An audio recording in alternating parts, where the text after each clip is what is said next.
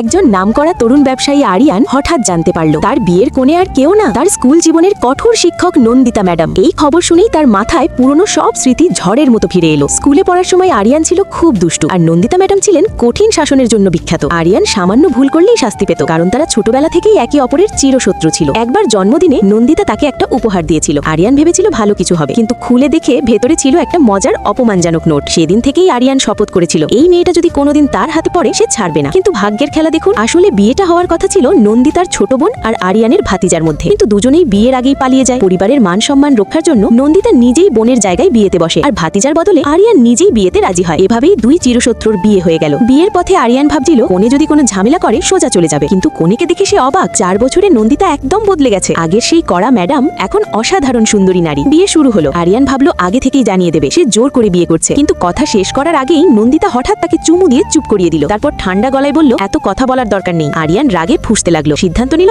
আজই নিয়ম বানাবে। সে বলল এখন তুমি আমার শিক্ষক নও, আমাকে মারতে গেলে পুলিশে অভিযোগ করব। বাইরে বের হতে যাচ্ছিল, তখন নন্দিতা তাকে থামালো। সে বলল এই বিয়ে আমরা পরিবার বাঁচানোর জন্য করেছি, কিন্তু তুমি যদি সীমা ছাড়াও আমি চুপ করে থাকবো না। তারপর সে নিজের নিয়ম শোনালো। প্রথম নিয়ম, রাত 12টার পর বাড়ির বাইরে থাকা যাবে না। দ্বিতীয় নিয়ম, খারাপ বন্ধুদের সঙ্গে আড্ডা নয়। আরিয়ান মনে মনে বিরক্ত হলেও প্রকাশ্যে কিছু বলতে পারলো না, শুধু মায়ের কাছে গিয়ে অভিযোগ করলো। কিন্তু মা বললেন সে তোকে মারে কেন জানিস, কারণ সে তোকে ভালোবাসে। মারাই হলো ভালোবাসার চিহ্ন। আরিয়ান মায়ের কথাই বিশ্বাস করলো। সেই রাতেই সে বন্ধুদের নিয়ে বাড়ি গেল। গর্ব করে বলল আমি ওকে পাত্তা দিই না, আমি বাইরে আনন্দ করব। বন্ধুরা বাহবা দিল। ঠিক তখনই ফোন এলো, নন্দিতার কল। আরিয়ান ইচ্ছে করে বলল আমি আজ বাইরে থাকবো, তুমি যা খুশি করো। ফোন কেটে দিয়ে সে হাসছিল। হঠাৎ বাড়ির দরজা খুলে গেল। ভিতরে ঢুকলো নন্দিতা। আরিয়ান কাঁপতে শুরু করলো। মনে মনে শুধু একটা কথাই বলল, মা বাঁচাও।